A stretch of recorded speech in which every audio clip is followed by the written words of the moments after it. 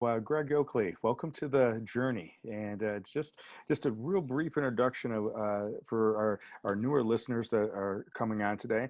But the journey is just a show, having ordinary individuals on the show and just their stories of either transformation, how they may have had something in their life where they overcame or they failed forward, or they decided to pursue something that they had to face some obstacles, some gatekeepers that were in the way for them to pursue something that had been burning in their heart to do. And I know as we got to know each other over the last couple of years, I know that you are an artist and have a strong desire to give back to the community and tell individual stories and you capture that through your art. So, but before we jump into all that, Greg, um, when Greg has an opportunity to have fun, what do you want to do? What do you do to have fun?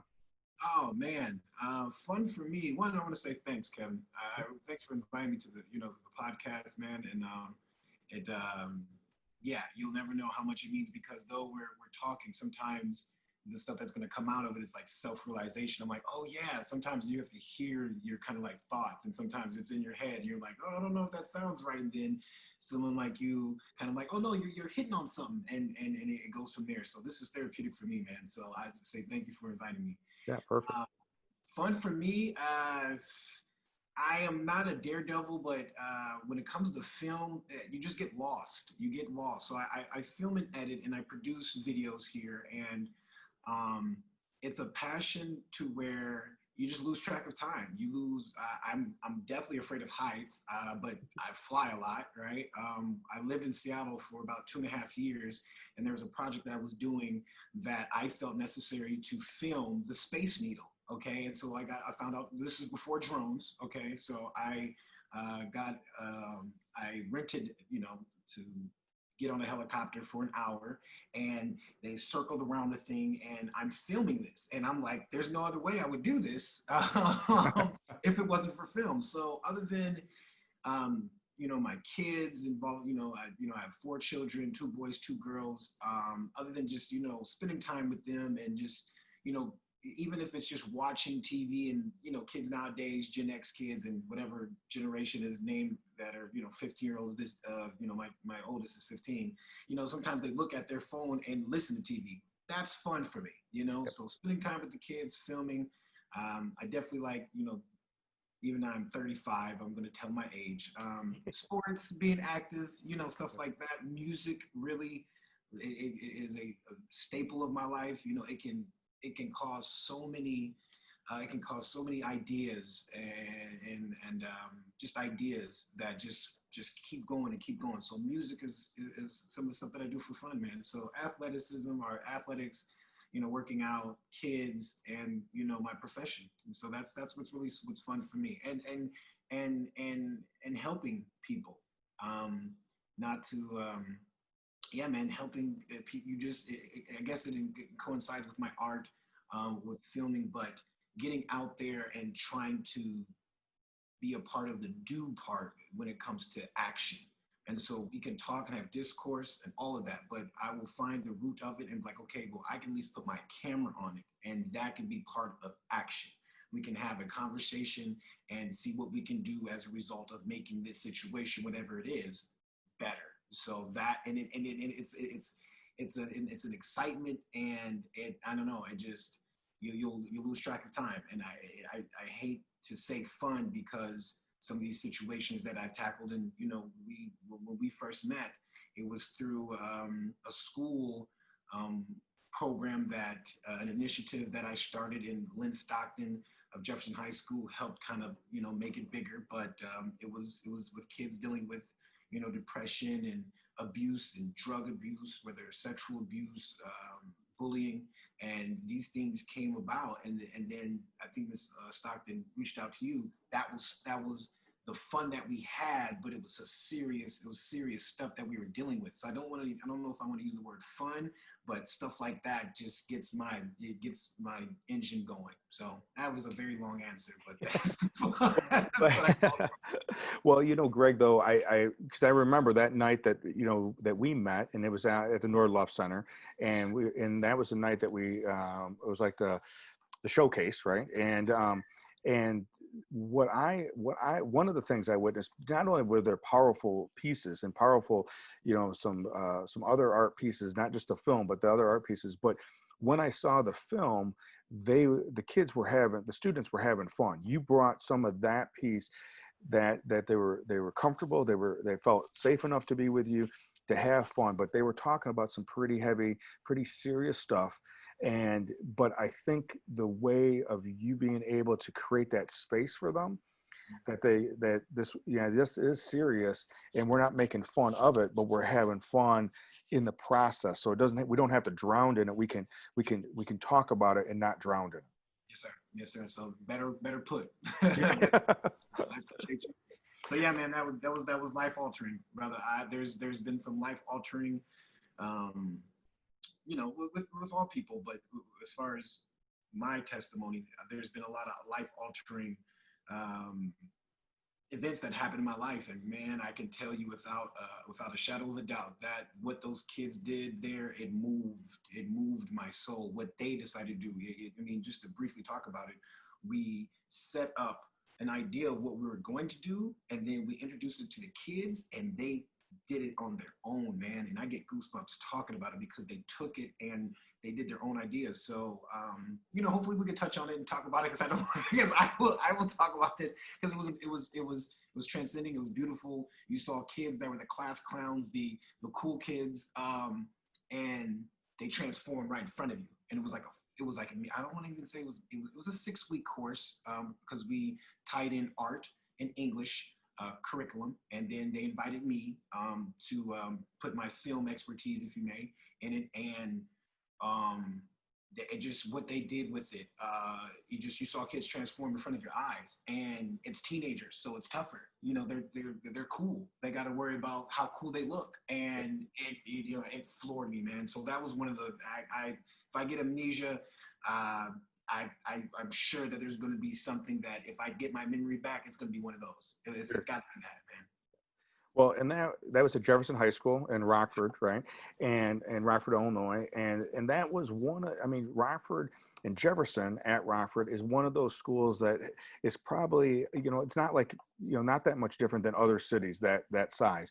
But they struggle with a lot of different things. They struggle with drug and alcohol. They struggle with domestic violence, sexual assault, bullying, mental illness, racial tension. There's a handful of different things going on, and in that class that you were working with was a pretty big.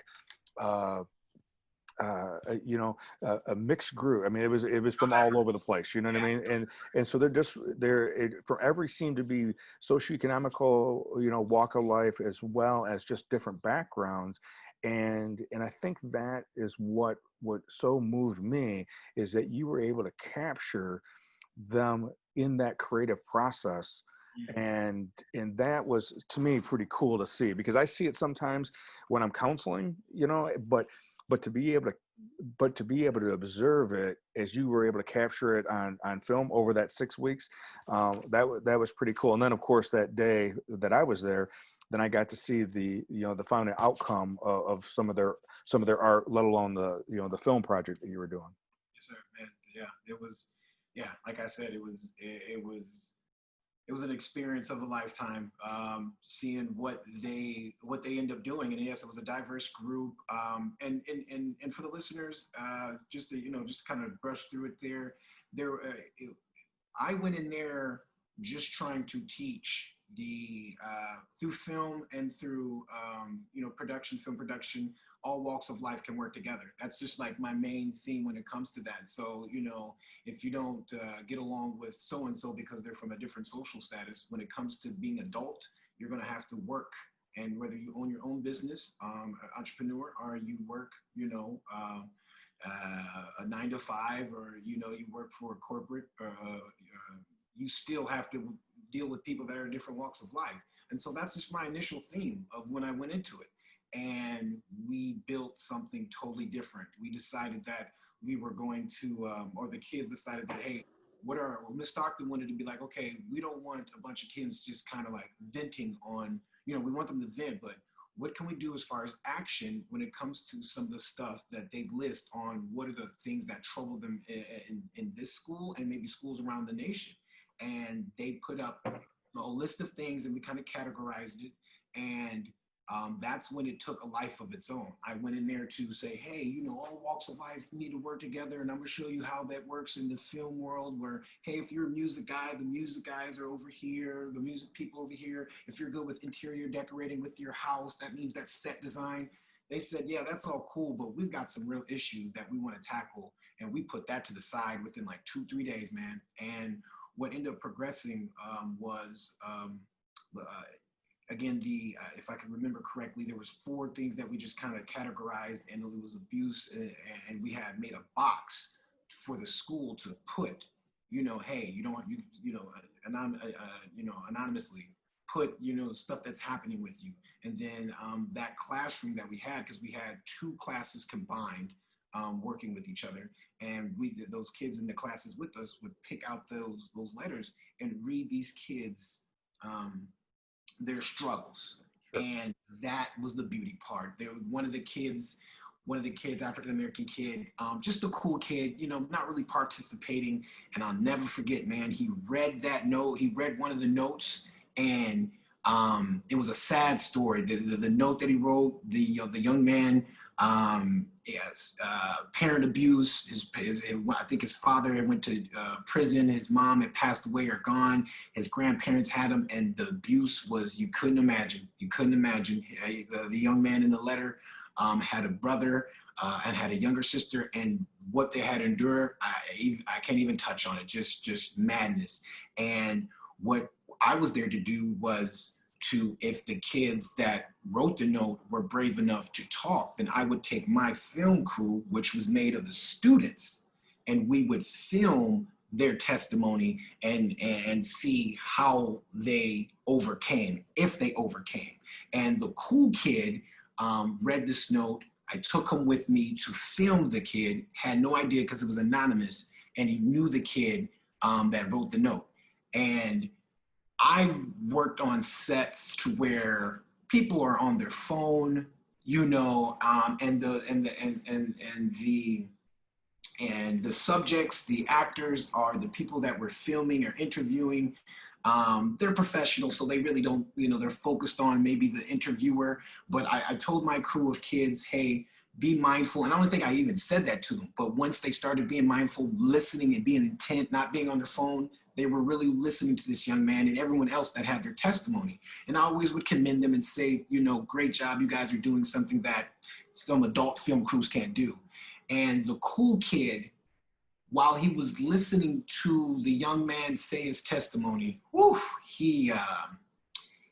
there was a time where he had to take a break, and the cool kid gave him a hug. And he was like, I didn't even know. He's like, I didn't even know that, you know, I knew a little bit of your story, but I didn't know all of that. Gave him a hug, and then in a right tone for the scenario, I was just like, if you want to continue, friend, you can. If you don't, you know, that's quite fine. What your testimony, what you did just now before it ended, you might have some kids in a different city that was like, man, a different state, because I let them know I go from city to city, I do this, you know, filming stuff, and a kid might hear this in Florida and just be like, man, I identify with that. And so you can quit now, my friend, and it'll be okay. But if you want to keep going, you know what I'm saying? It would do a lot of people some service that are in your same shoes. And he was like, he toughed it up, wiped his eyes, and kept going. Stuff like that. And so if you've ever worked with teens, if you have a teen, if you got a teen niece, uncle or niece, a nephew, a grandson, anybody that's out there listening, you know how difficult teenagers can be and how cool it is to be cool. And all of that just took a back seat because their former student was going through some things that they never knew. And it was like that through the whole process. And so that's just to give them, so we're not talking like, we know the situation, but I don't want listeners to be like, well, hey, what did go on? So that was just a touch of what happened. And man, transcend, I can't forget it. We'll never forget it. Yeah. Well, and what you just described is it's these type of topics that that you guys talked about that day. And then the, you know, just for everyone to understand, this is a high school, about 1,800 to 2,000 students.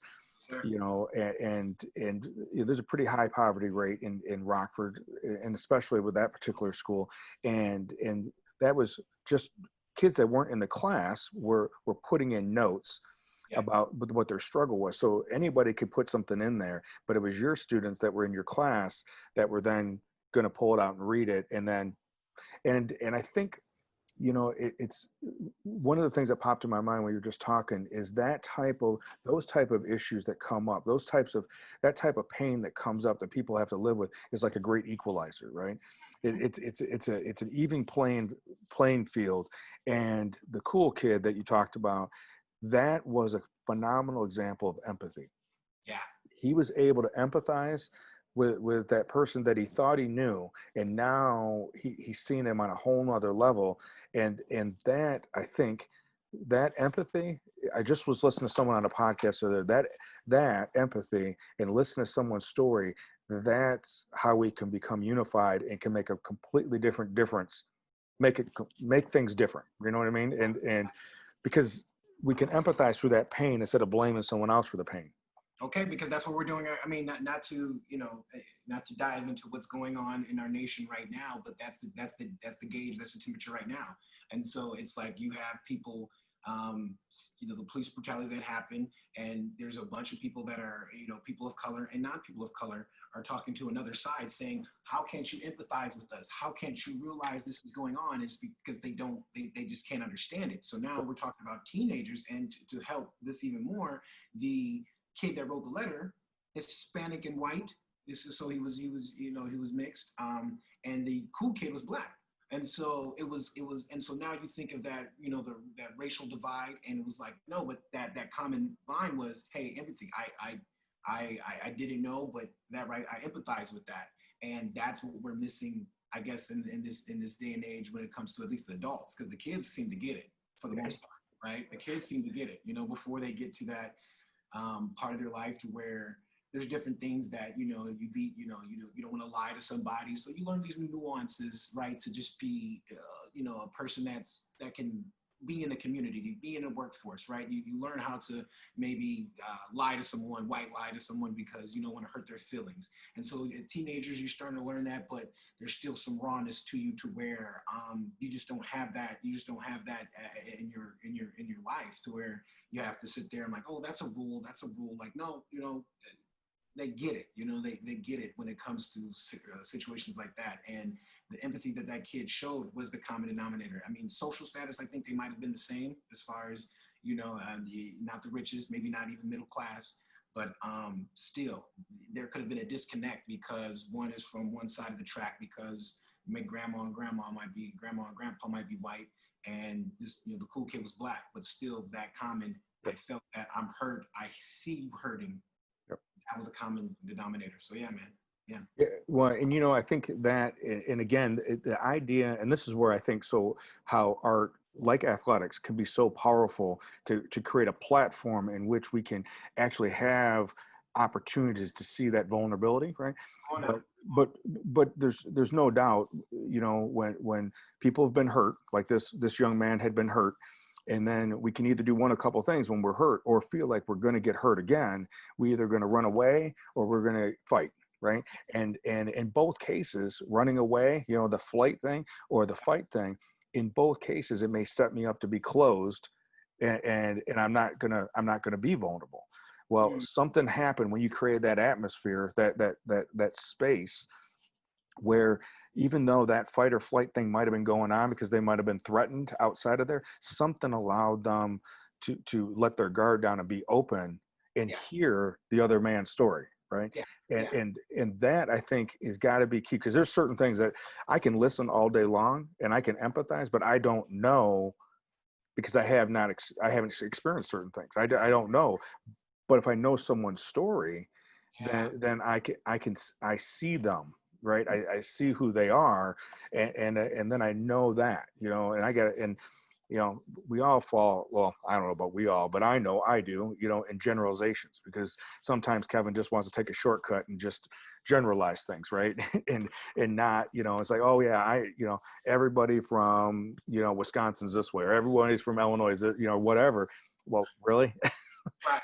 that's a whole lot of everyone's, you know. But um, so speaking of that, and we'll come back and probably come back and swing around to that project that you did. But that was when you were in Rockford, and so are you from Rockford? I am originally from Rockford, Illinois, a Swedish hospital. Okay, that's where I was born too. So there's more things in common we got, brother. You know, Yep. one more thing.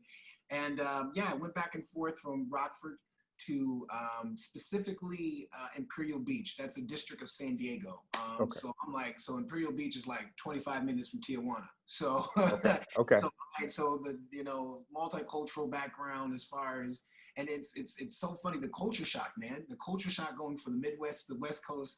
It was different, but yes, sir. Originally from Rockford, Illinois, man, and yeah, I can dang near name all the schools I went to, brother. Okay. Barbara Welsh and Jefferson High School in Flint. Shout out to all that, man. Okay, all right, perfect. So okay, so then you went back to Jefferson. That was your alumni, your alumni from there. So you went back to help them out during that project. Okay, perfect, perfect. So I have a friend of mine that a young man that I coached when I was coaching at Harlem, and he actually moved out to San Diego. So he's a transplant too, and if you get a chance, he has a bike shop, a Pacific Bike Company, or Pacific Bike Shop down on Pacific Beach. I think that's the name of the street. I know where you at. I know. I mean, at least I know the area. So when we get off of here, man, I'll definitely like to surprise him. Yeah. Like, hey, so we know somebody, and Yeah. we're from the same neck of the woods. Because when you're from a different city and you find somebody remotely close to you, you have that connection. And Yep. it doesn't matter. You just sit there and have a 10-minute conversation of stuff that hey, you know this street? Yeah, I know this street. Yeah. Yep. Yep. So we'll Yeah. definitely do it. Yeah, Tony is a great guy. He created a great company out there supplying bikes, and he is like over the top busy right now because everybody and their brother wants to ride a bike, and right now, so Yeah, right. Yeah. he's having a joy. And he just told me the other day that he leaves San Diego so he can get his head back together, and he goes to Arizona, and and now that's where you're at right now. so. So kind of tell us a little bit about what types of things are you working on now? I know you're using film for a handful of different things, and I've seen, as I've followed a little bit, you did a documentary on the basketball team Prime Time. They got second national youth basketball team, and the coach Doc, who's locally famous, let alone I think maybe even outside of that. Yes, yes. And he coached this one guy that was from Rockford that made it in the pros.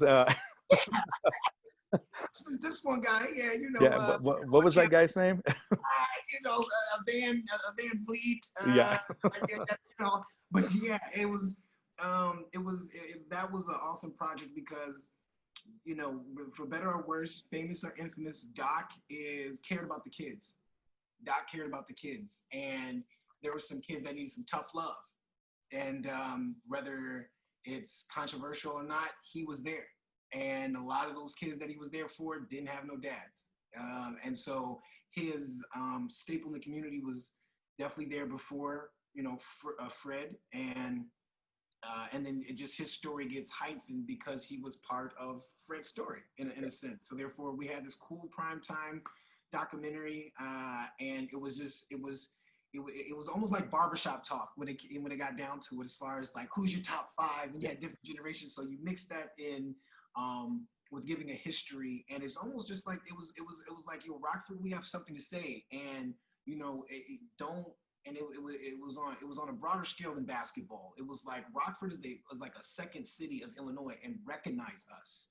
Do not skip over us. Okay, whether it's athleticism, whether it's business or art, we have something to say. And that's what that documentary was kind of like leading to. So even if you weren't a sports enthusiast, you were like, yeah, in my service of what I do, I'm in Rockford, and I'm tired of people kind of just skipping that. Now, size-wise, I think Aurora is bigger city-wise, but when it comes to a second city, Rockford should at least be mentioned. Of our contributions of stuff that we've done. I mean, when I tell people when I'm in Phoenix, I'm like, yeah, man, I'm from Rockford, near Chicago. They're like, Rockford. I'm like, A League of Their Own. You have Tom Hanks movie? And they're like, oh, yeah. Like, yeah, Rockford. So it's like there's stuff that we contributed in history. In history, when the world said women couldn't do much of anything other than just sit in the kitchen and cook, Rockford said, no, they can play baseball. That's that's kind of big, you know. And so these are that was like the energy circled around that documentary. So Okay. you know, it was a beautiful experience, and it was fun. It was fun getting other people's opinion. But yeah, man, that was the documentary. It was awesome. Nice, nice. And then I saw that you're doing some music videos, or have done some music videos, some filming that. Now, did you produce those, or did you film, or how did that all come about? And When it comes to the music videos, me and my partner Pierre Adams, we kind of started this around 2010 to 2000 maybe 11 or 12, and it's just the demand. You know, you had a lot of artists, and they wanted to get their music out, and YouTube and other video venues to where you can platforms where you can put your video and show it to the world was it, like just YouTube and other ones. And so therefore it's like, hey, we see a demand and we need to appease it. And so that's where it really came. And then it grew because there was within the hip hop culture, um, um, whether positive or negative, Chicago produced some music that shook the world. And it wasn't the best message, but we were in the thick of it because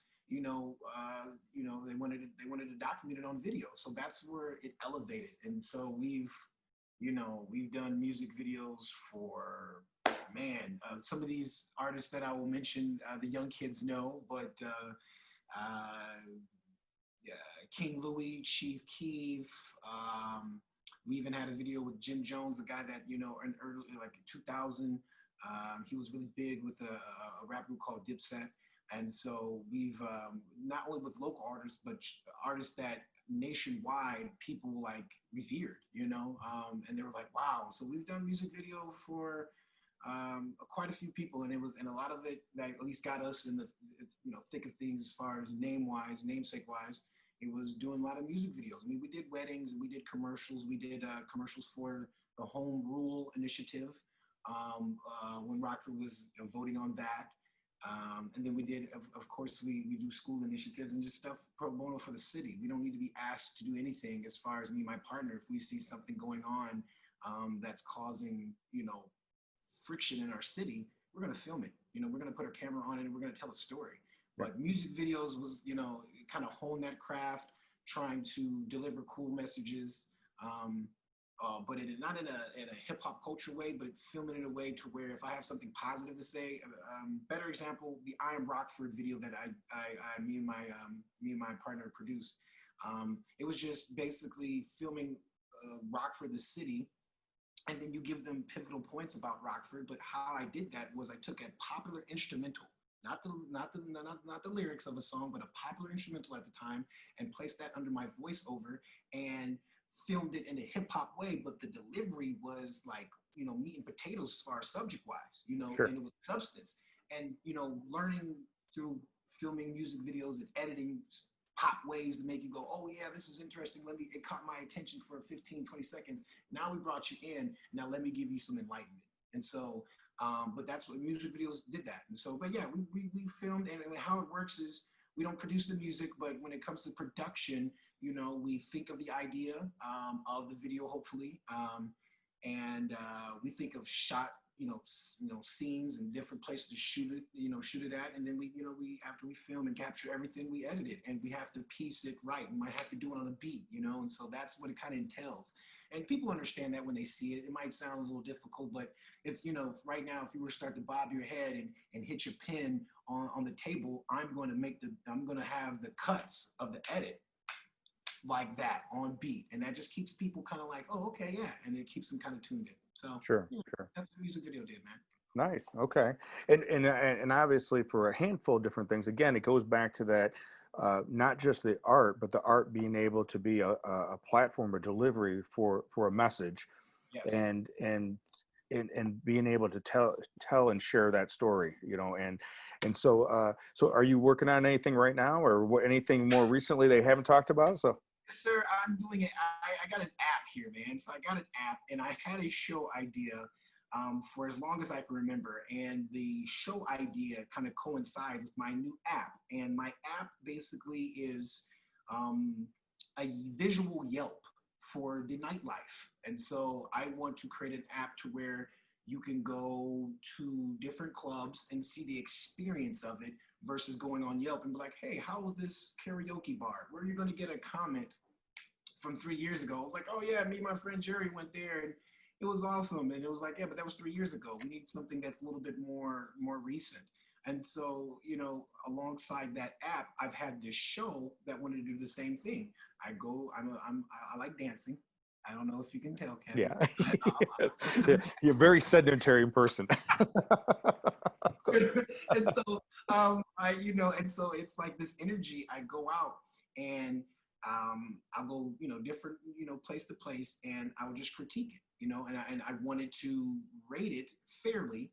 And if they had a dress code, let ongoing people know that, okay, you might have to dress like this night, but I wanted to do a show that just kind of showed the nightlife of San Diego. So if you're visiting or planning to live here, these are the places. And so I've merged the two ideas, and to kick off the app, I'll have the show, and then the show is going to be sponsored by the app. So, and the app Gotcha. is called Can We Dance? So, Can we dance? Okay. so I got two partners. Um, through film. I have a partner in Seattle. His name is Pierre Knight. He had a music festival that he invited me to film. I went to go film it. It was a beautiful music festival for 3 days. This is about a year and a half. It was about a year back. And then my friend Patrick from San Antonio, we belong on the same page on Facebook, and he's seen some of my work. And I was like, yo, this guy, I think I can trust him with this information, with this app. And I think he's really business minded. And here we are, so we've gotten everything, legal wise kind of put together, and we're going to be making a push here soon. So, Nice. Okay. yeah. So other than that, I still like social justice work. I still try, but with, and get my pulse to a community, and see what's going on. So nothing as of now, as of that, because now it's just like observing. I don't want to, Yep. as the kids say, culture vulture. That's just kind of attaching yourself to a movement and making yourself kind of look cool. Or, you might go to a culture and sit there and act like you're a part of it. And then you're really just trying to gain like notoriety and maybe some, just notoriety and just be known and maybe get some business off of it because it's profitable. And what's going on in the nation right now, I just felt like I wanted to do a piece, film something, but the world is doing it on its own. Yep. So if I think it would be a disservice and it will come across like a culture vulture if I just decided to film something. It's like, nah, man, like the nation is doing it its own. The globe is doing stuff on its own with what's going on right now. So nothing as of now, social justice wise. So Yep. Since I'm antsy, let's just focus on the app, man. So Yep. Yeah. Yeah. Well, it's interesting that, obviously two big, and there's more things than this going on, but two of the big things that I'm thinking of right now is obviously what's happened because of COVID-19, right? And the whole world got shut down, turned upside down, everything like that. And so I've been spending a lot of time talking about that on this platform, and now I go from, because I do a lot of speaking engagements in school districts and churches and different things like that. Well, those all got shut down until about a month ago, and now I'm doing them all on Zoom. And so I'm working with some school district getting, and the concept I came up with, it was actually I modeled it after Joseph Campbell and Ryan Holiday's work. So Joseph Campbell was the guy who created the idea of the hero's journey, that you go from normal, and you're in this normal state that we all go through. This all good stories, right, are in the normal. The heroes in the normal, and then they get a call to adventure, and they get thrust into the initiation phase, or the dark night of the soul. And then what they learn in that dark night of the soul, what they learn in Oz, then they have to fight all these different things. It's almost always within them. And then they come out of that and they bring that to the return home, right? So I rephrased it, actually kind of taking the idea from Richard Rohr, another Franciscan priest, and he talked about it being order, which was the normal, to disorder, to reorder. And we're all currently in that disorder because of COVID, right? But what we're going to learn about ourselves and about each other in this disorder is what we then take into the reorder when we come out of this. Come on now. Okay. Yeah. Right? Yeah. That's a silver lining, brother. Yeah. And so I've been that piece came to me pretty early on because I've been studying, Ryan Holiday's work with modern day stoicism and that I've been doing that for a few years and studying Campbell stuff for like 15, 20 years. And so that just naturally fit. But ironically, when all this stuff that has started unfolding in the past month with George Floyd's death and the response to that, I just didn't know what to say. Yeah, I feel you. I You know feel what I you. mean? And so because of that, it was more like, okay, well, like you said, I didn't want to say something because I thought I was supposed to say something. I just was like, okay, I don't know what to say, so I'm not saying anything. So I probably said I don't know what to say probably more times I than anything. You know what I mean? But but I've been studying it though. I've been watching, I've been observing, I've been listening. I still don't know what to say about it, but I know that I've been um, learning about what are my own blind spots, what are my own biases, what are the things that I'm ignorant about, all those different things. Really trying to put the mirror back on me and going, okay, what is, okay, Kevin, I know you think you're open-minded, but how closed-minded have you been in thinking you're open-minded? It's like that type of stuff. So yeah, I'm kind of in the same boat with not necessarily with the COVID stuff. I've been pretty vocal about that, but with all the stuff because I'm in a unique situation. Um, on back in Winnebago County, on once a month I run a homicide support group, okay. and so unfortunately to qualify for that club, you have to have had a loved one or significant other die as a result of homicide. Well, in that group, I have a family that their son was killed by a security officer. I see. So, I see. so I listened to that pain and that anguish, and it's still not a solved case yet. And just hearing that grief with this particular family. And then on the other hand, right, I do work for, I'm a counselor for the Lindmark Foundation. And Brad Lindmark, the brother of Greg Lindmark, started a foundation because Greg, less than a year after he retired as a Rockford detective, killed himself. I see. And so I have been providing services for first responders, police officers specifically, and so I get both perspectives. You know what I mean? And it's been an interesting.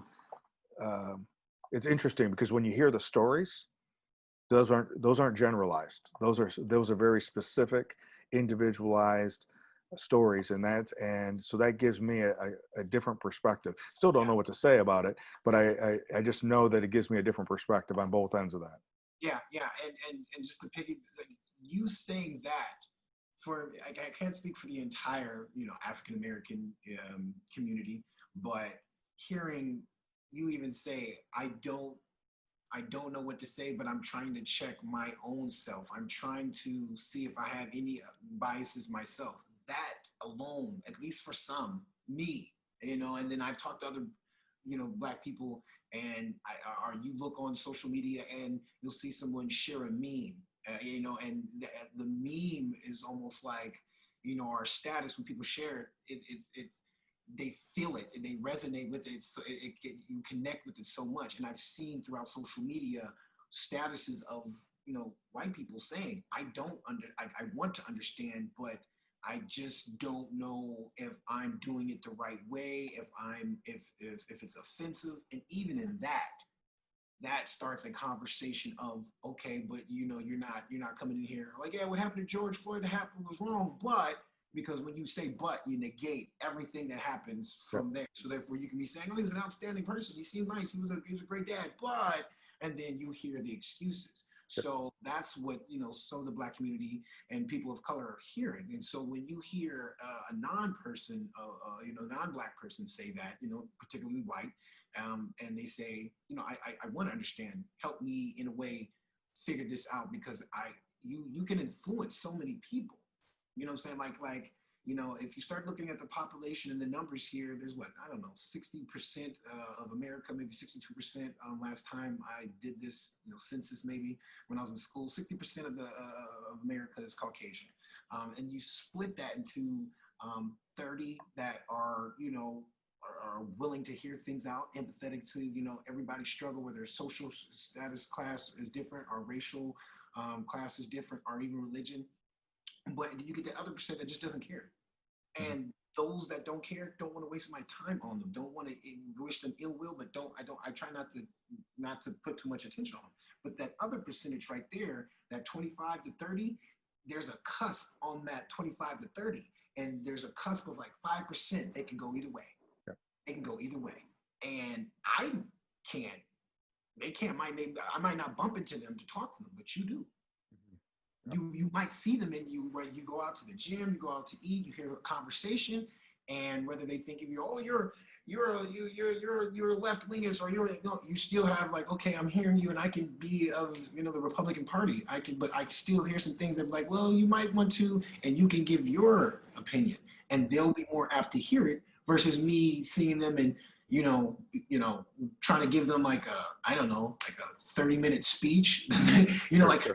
it's not going to happen that way. You know Yeah, what I mean? yeah. It's not going to happen that way all the time. So even you saying that, and then you having a conversation with maybe an African American male, woman, female or male, child, you ask that question, you present it that way, they give you some input, and then you go back, and then you can have a discourse with some people that will never give me the time of day to talk to them. So that in itself is helpful to me. Well, perfect. Well, that's kind of, well, like I mentioned to you a couple of days ago when I got a hold of you about, I wanted to kind of follow up with a conversation that we had 2 years ago, maybe, right? Little bit less than 2 years ago.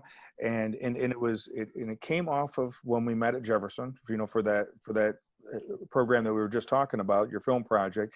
And, and we were sitting down. I think I was probably about 3 months out of my annual suicide awareness for young adult program. And I think we were just kicking around ideas and just talking about whatever.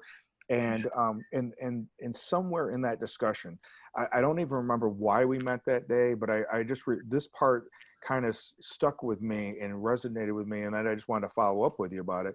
Was that somewhere in our discussion, you had made a comment, because we were talking about mental health, we were talking specifically about suicide, and you made a comment and said a generalization that in the Black community, a lot of times people don't ask for help. And when it comes to psychological issues, comes to like you were talking about the young man earlier about the abuse. Now I know that was a Hispanic mixed family, but that just caught my attention, and we never really, that I remember, really got into like why, what's that about, why. And I hear a lot of people tell me, why they think that is, but I also wonder how they think they know. But so I so I don't know, how they know. So I'm just wondering what's your thoughts about that, because I know you've interviewed a lot of people, and maybe you have your own own experience, own thoughts too. So that's why I'm just curious. I just wanted to ask about it. It's our culture. We've had to overcome so much stuff. So we have this, we're so strong, you can make it. We've had so many hurdles that you're too strong for that. And that obviously helps when it's needed to overcome something, but some stuff, it's bigger than just dusting yourself off and lacing up the boots and doing it again. So you've seen other races talk about how strong Black women is, and me and you talked about this when it came to a statistic that you said, and it just shook me to the core, as far as the statistic of how many Black women, statistically wise, from the ages of 50 to 60, and mistake me if I'm wrong, commit suicide. And you said that same stat to a white older male and a white woman, and you said the white male is more apt to, or just more prone to maybe committing suicide, because his duty is relieved. His duty is relieved. And you gave me that statistic, and when you think of that, it's the strength of Black women. So therefore, now you think of our matriarch, if you may, who in our community, in all communities, but single fathers, or single mothers. So now you have this person that's leading your household, that no matter what the world has thrown at them, they still overcame. So when it comes to suicide and anxieties and ADHDs,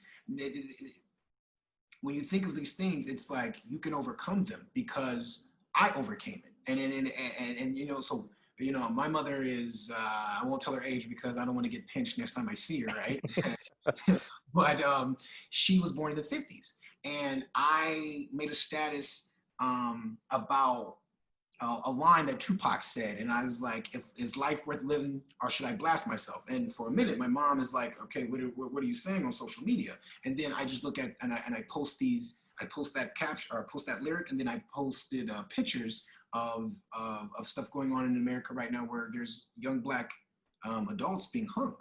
And so it's like, why is it even worth going outside? Why is it even worth trying to be in this American, you know, system where it's like, no matter if you do good or not, some harm's going to come your way. So I put that lyric up there and put that there. And my mom, and this is just not a black thing, all right? There's white people that I know that have the old school ways, but my mom on my status was like, honey, you know, think about the kids, and remember, I had some struggles, and I had some, you know, stuff, hurdles to leap, but I came out on top. If I can do it, and it was much worse in the 60s, you can do it. And so you got to think of like ADHD, right? And so the old school, and again, this goes all across the board. This is just not a black community thing, but like ADHD, back in the day, no one knew what that was. So now you got to think of kids, you know, when you hear like stories and family stories, oh yeah, you know, Uncle Ray used to be a hyper kid. We just have to spank him. He probably had ADHD. Right. And so now we're talking about we're disciplining someone who has maybe a chemical imbalance, you know what I'm saying? Right. Like, you know, and so it's like these old school mentalities. So when it comes to suicide, you know, just like mass murderers, when it comes to the black community, oh, that's white people stuff. Even though Malvo, I can't remember the last name of the two, I don't know if they were African American. I think they might have been descendants of Jamaica.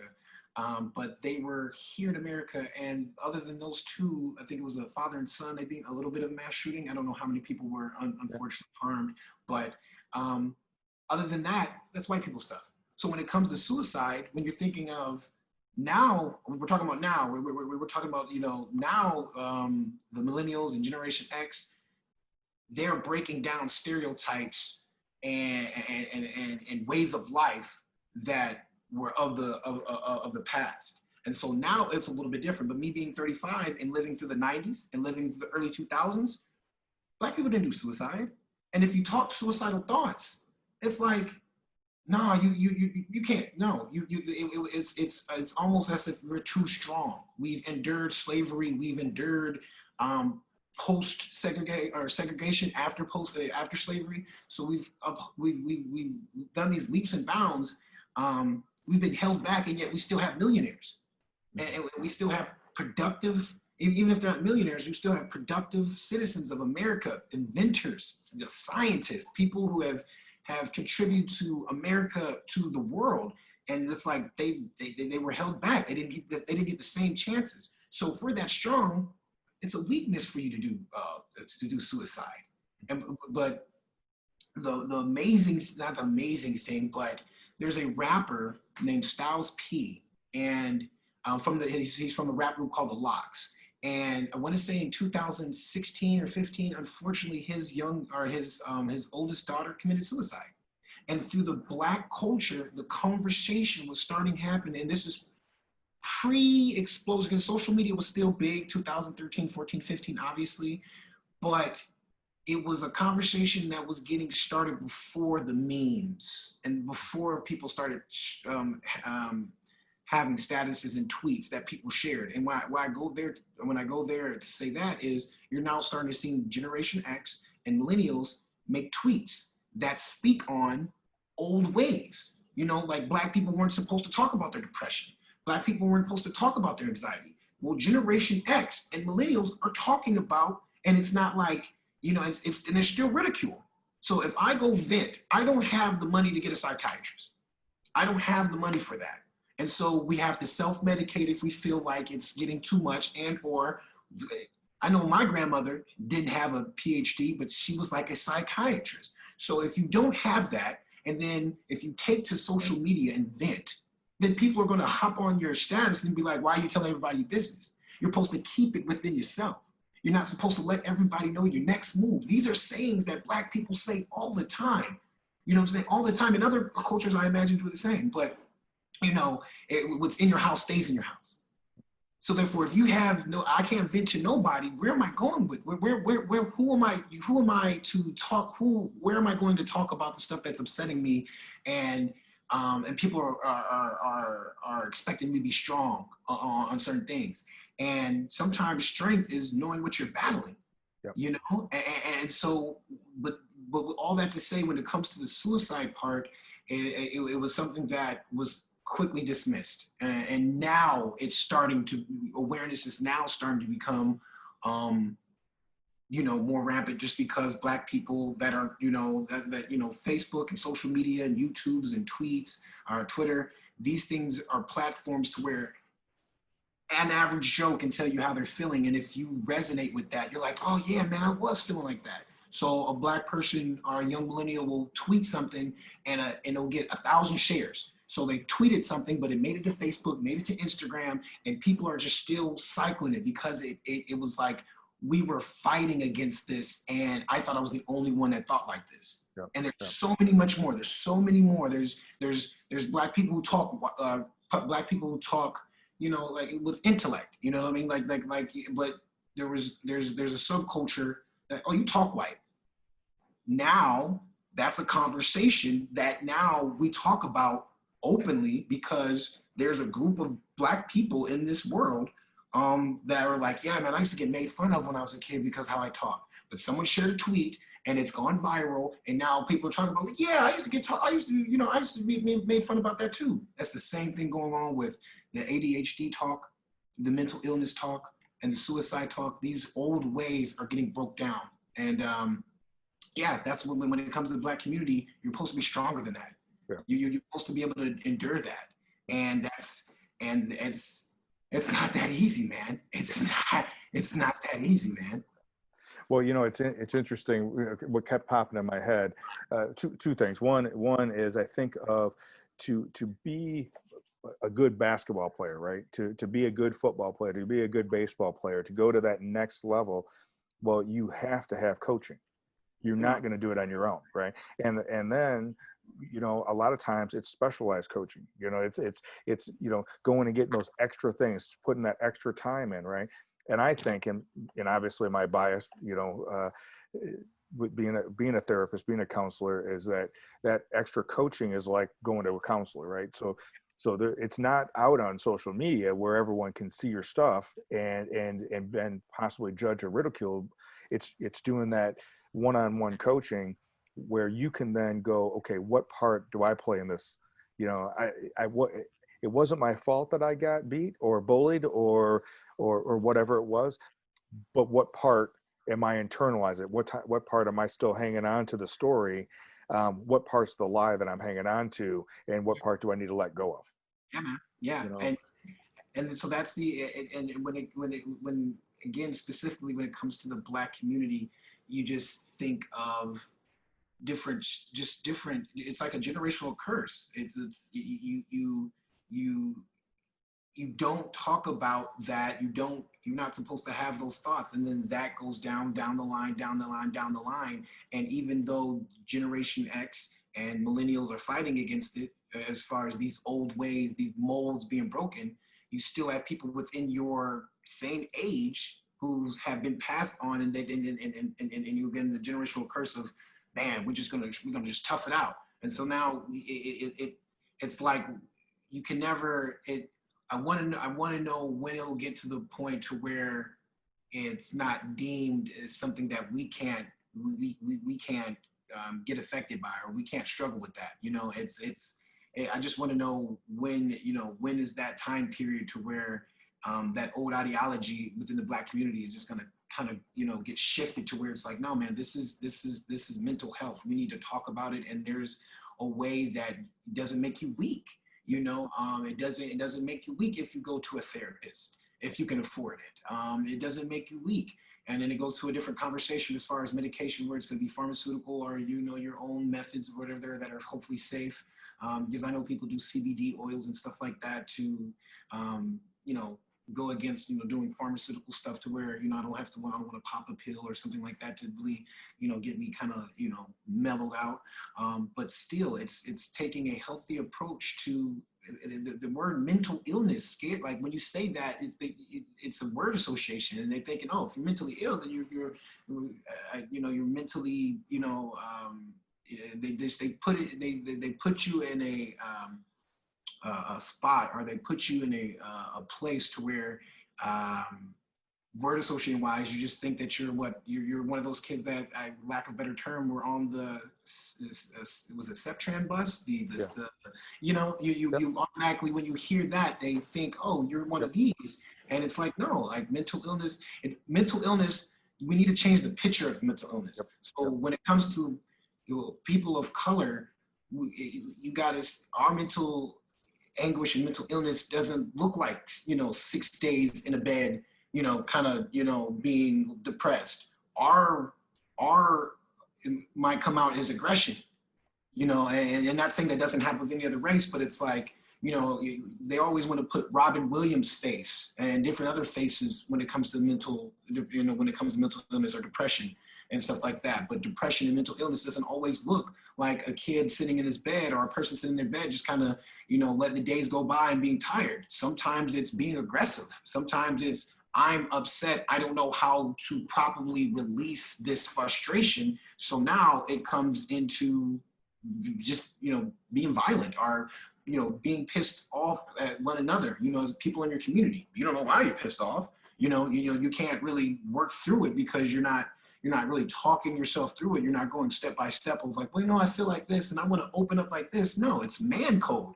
And whether you're black or white or native or Hispanic, everyone understands man code. Don't tell all your feelings. So now you got that on top of, you know, just you have, I can't talk to my homies about that. I can't talk to my friends about that. And so when I feel pissed off and I can't even really describe or really feel why I'm pissed off, next thing you know, I'm getting in a fight with an authority figure or a person that looks just like me because I'm pissed off and he's pissed off and we don't know why we're pissed off. Yeah. So in the early '90s, I started doing some work because I was in a bad space. I was following that code that you talked about, that man code. I Yeah. didn't need, it was, you know, this is how I thought. I was a competitive bodybuilder at the time.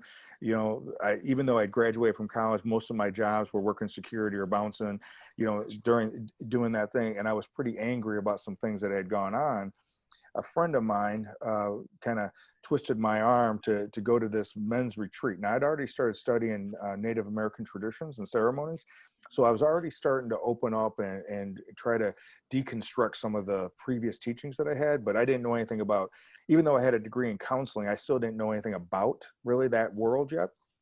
Um, so I went to this men's retreat. That's what it was called, the men's retreat, and it was a 4-day retreat. And what I saw there literally changed my life, and has not been the same since. Mm. It was obviously all men, and what there was this one thing that we did. It was an experiential exercise, and they called it rage work. And it was this process of you took a butcher paper, right, and you laid down on it. They traced that. Another man would trace the outside of me, right, and then I traced him. So I had a silhouette of what I looked like, right, and then I had these markers or whatever, and I had to mark on this silhouette of myself where I'd been hurt. Mm. Messages, physical hurt, emotional hurt, messages that I had told myself, messages that had been told to me. Yeah. And then we got to the plate where that would be hung up, right, behind these pillows or whatever, in this bat, and in a very controlled fashion, that you had to you were allowed to beat those pillows, right? Yeah. Yeah. But it's very controlled. You couldn't be out of control. You had to do it in a very precise way of doing it, but it was all directed toward how I'd been hurt, right? Mm. Yeah. When I watched, I remember the guy's name, and I didn't know at the time, but I watched this man, and he just lost his shit. I mean, he just went, just he all of a sudden got into that motion, and he just went, and this the sound that came from him in the middle of doing that, and then when he was done, he just Mm. came back and said, "That's how you do it." And I Wow. went, so what happened for me was that watching him do that, model that for me, gave me permission to start venturing into that myself. Right. Nice. And it was awkward and it was weird. And I thought I was being going to be judged and all these other things. Right. Of course, which is weird because everyone there doing the same thing I was doing. But nonetheless, that was all the bullshit that I was saying. But that was probably one of the most beautiful moment that another man who I didn't know at the time modeled for me and then gave me permission that that's what I could do too if I chose to. Mm-hmm. And what was interesting about that is the only thing that qualified you to be in that group, the only thing that you had to do to qualify to be there was you had to be a man and be open to being there. It didn't matter if what color you were. It didn't matter if you were straight or gay, or it didn't. None of that stuff mattered, right? It's just that you were male, and Yeah. you were open to working on yourself, right? Yeah. And so since then, I've been doing men's work ever since then, and then I still do group work and stuff like that. But I think just our conversation about that, because I talk about that in my groups all the time, is that true strength comes through vulnerability, Yes, sir. right? And that's not to say that there can be resemblance of strength through rage. I get that, and I get that there's the anger, right?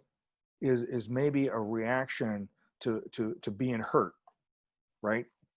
Yeah. On multiple reasons, multiple levels, multiple generations, right? Of being hurt. And I don't want to be that, going back to that fight or flight. I don't want to be scared in flight anymore. So I now have permission to be angry, right? So I get that. But if we're gonna, I think in myself, like that day, right? My anger was keeping me stuck. Yeah. Yeah, man. But Talk. but the reality was it wasn't the anger, wasn't the anger was keeping me stuck, but I but it wasn't about addressing the anger as much as it was about addressing the hurt. Yeah, man. Yeah, Yeah. I was hurting, and that was what was causing me to be angry. Now my anger sometimes was silence, Yeah. you Yeah. know, I feel you. I feel you. right, so there was something that I wanted to touch on, because I definitely think it's one, having conversations like we're having, right? One is it through social media, somebody can post something and someone likes it, and it goes that way. And then as I was doing a little bit of looking in for our conversation today, I saw that you guys put together a video, and there was this guy, it was a hip hop, and in the scene, he was laying on the couch, and there was a young lady with a pad of paper, and I don't know if it was supposed to demonstrate that he was in counseling, but it looked like he was in counseling, and he was singing a song while this lady was writing notes, Mm-hmm. and that reminded me, or it looked like to me, a stereotypical counseling session. The laying on the couch thing, Yeah. and and Yeah. and, and, and I doing think it. you're talking But about it. do you remember that? Do you remember that video? Yes, I definitely do. I definitely do. And so why don't you give us a second tell us if you remember that video, remember that scene in the video. Why did you guys choose to model that? Yeah, so I do remember I'm really trying to remember the artist in the song, but I do definitely, was two artists on there, and then there was a young lady playing like a psychiatrist, and it was, he wanted to vent, and the idea that came to me was like, okay, he's talking to this young lady, so we're gonna do the stereotypical, um, he's got a cool car, and she hops outside, and maybe she's in the passenger seat, and he's in the cool car, and then they go somewhere, and then he takes her outside of the car, maybe put on the hood of the car, and talks about his feelings. Or do we want to, show black women in a profession, that's maybe different than what music videos may portray a black woman. So yeah, a psychiatrist. And then it was like, okay, so we'll do that. and the venting process, the letting, letting, people in and showing that vulnerable side and, kind of talking it through. And that's what we came up with. And it's just challenging, when I try to film, no matter, I just try to challenge social norms, and especially with people of color. When I first came down here to Phoenix, I had filmed something for a solar group, a solar panel group, and the people that are installing the solars are Hispanic. Okay, they're Mexican, and when I was filming that process, I made sure that I filmed a man, a Hispanic male, doing a job in that installing process that was not grunt work. He had a clipboard, and it just looked like, some manager boss type of position. And I thought, okay, well, I'm going to show that too, and I'm going to show a good amount of that. And then I'm going to flip back and forth. But I want, I try to break down those walls of certain things, and if I can get a not a platform, but if I can get an engine to do that, and if it's, especially enjoyable music, then I'm gonna try to knock down some, I'm trying to knock down some social norms. So that's what we were thinking about. And I just know that when it comes to the venting part, again, the Black community really just kind of, it struggles with that, and not to tattletale on us, but it's one of those things that, keep things in house. Don't tell people our issues or our problems. But the communication between Black male and Black woman is very hot and cold. Is very, throughout the community or throughout America. The African American male and African American female sometimes are at odds a lot, and it's been stemming. It goes pretty deep, and so it was just a good way to show, the Black male being trusting, and if you're going to trust somebody, it was just symbolic to show a Black woman playing a psychiatrist to be like, hey, it's okay to talk about things, even if it's in a playful platform. As far as I'm singing to you about a woman that I'm going through things with, that was our vision to kind of show that. So that's where we're going with that. Well, and I think everything that we've been talking about right today has been about this idea of recognizing that, how to break down those generalizations, how to Yes. break down those stereotypes, right? And then what I do with it, what other people do with it, and just by asking questions, by putting that out there, and just having some conversation about it, is the point. It's the point to have the conversation. So, is what I appreciate about the work that you're doing, with the youth that you work with up in Jefferson, and creating that exercise and creating that class for them to be able to take it and go off, and you allowed that to happen and then captured it. That was huge, right? And being able to kind of, just take opportunities when they appear, right? That when God allows us to see those things that appear in front of us, and then to be able to say, okay, I'm gonna put this out there, and we'll see what kind of conversation comes from it, right? Yeah. And I think those are all ways of us being able to see things from a multi-dimensional way, and not just be one dimensional. All white people, they're all Black, all Hispanic, all, my my son's girlfriend is Puerto Rican. Her friend, her father's came over from Puerto Rico, and her mom, if I remember the story correctly, her parents were from Puerto Rico, and so she's first generation. And I've learned a ton that I thought I understood and knew about, just as I listened to her tell her stories and listened to her parents tell stories, and that's just one Puerto Rican family. So that's just one. That's just one, and I imagine, because they came from Puerto Rico to Chicago, then to Belvedere area, Rockford area.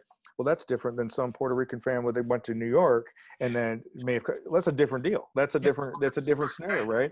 Or who went through Florida up, there's a different story. And so they all are different stories. And that's what I appreciate so much that you do with your work, is not only do you love story, but you love telling stories and capturing people's stories. And then, like I've seen you do so many times, then that magic happens and something bigger than yourself happens. And it's very, very cool. Very Greg, good. as we're wrapping up right here for the moment, and I know we could probably go on for another hour or so, No, we but can't. but if there was something that you would want the people that are listening, if there was one thing that you would want them to walk away with, what would be one thing that you'd want them to either walk away with, to think about when they walk away, or just one thing to walk away with? Oh man. It's no matter what race, creed, religion, social status, um, we all have our set stories, and cultural wise, what our challenges are. And if we can't empathize, um, if we can't empathize, um, just because we haven't been in those shoes, we try to find the common denominator. So like the kid, um, in the school initiative program at Jefferson, um, there was something in that story, when the cool kid heard the kid that was writing a letter. There was something there in common, and I think we can do that. That's not hard. So if if I'm hearing my Irish friend and he's struggling with some stuff and I can't relate because, I'm not Irish, there's got to be a common denominator there where I can find empathy. I can find it. So there's walks of life that, and you don't have to, I'm an empath, right? If I see people crying, my eyes will welt up. Yep, yep, I'm yep. like, I totally am now in tune with you. I work part-time here at Phoenix and Dollar Tree, and there's people in my line, and I checked out a woman that was making a reef, and I changed my tone because my tone's like, "Hi, how's it going, guys? Hi, welcome to Dollar Tree, everybody." And then talking to them, and then hearing her making this reef, I totally identified with that, and I empathized. And I don't know this woman from Adam. Yeah, a white woman from what I think of is from Phoenix.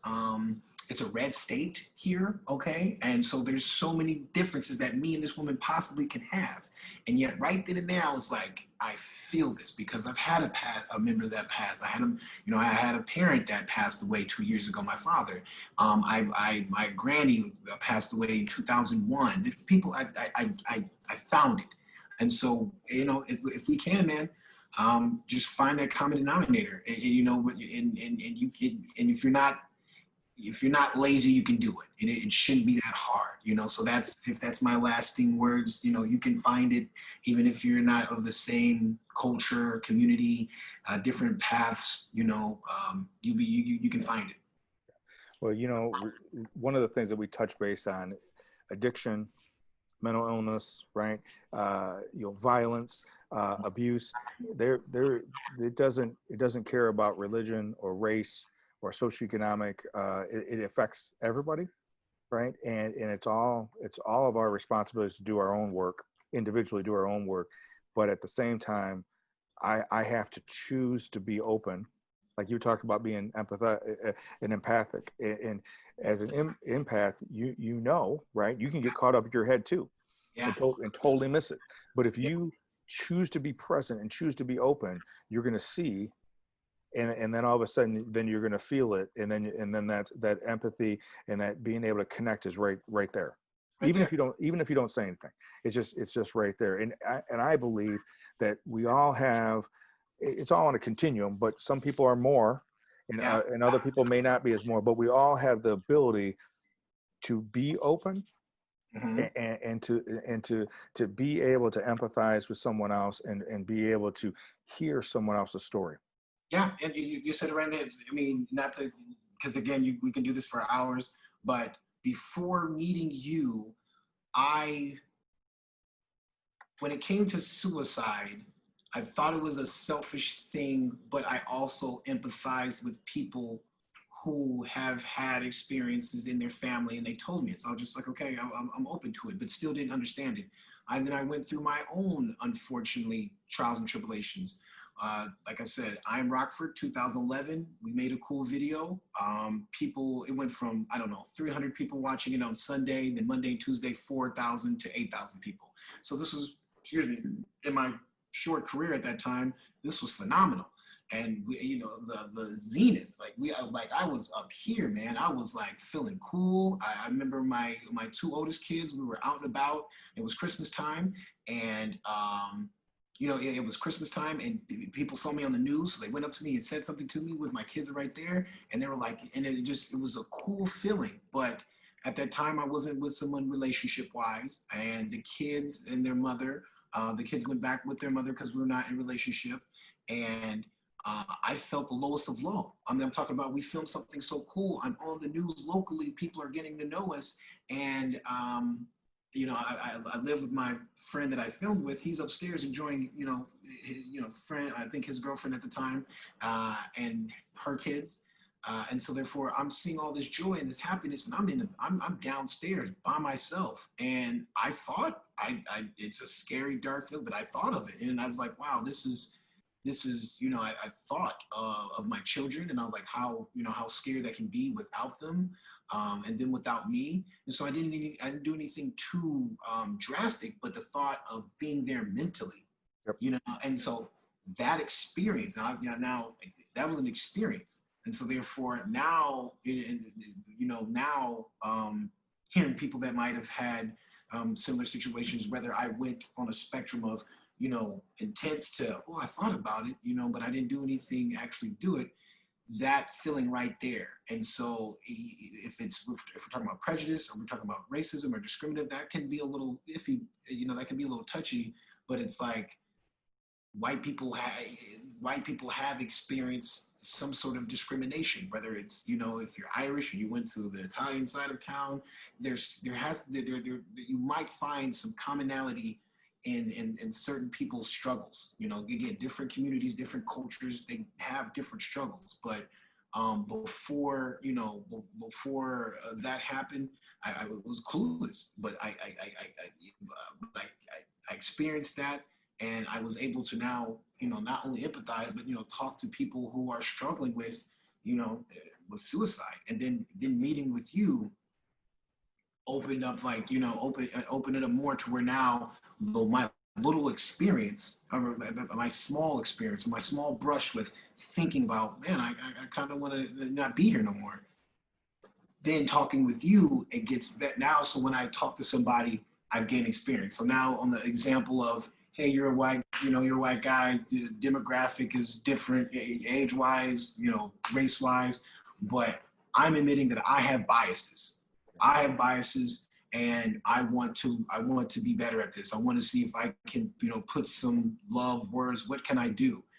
Then you get in a conversation with a black male or black female. They hit you with some stuff, and then you can go back and then you can expand. Even with your little question that you had, it was like, you're the quintessential white guy that gets it.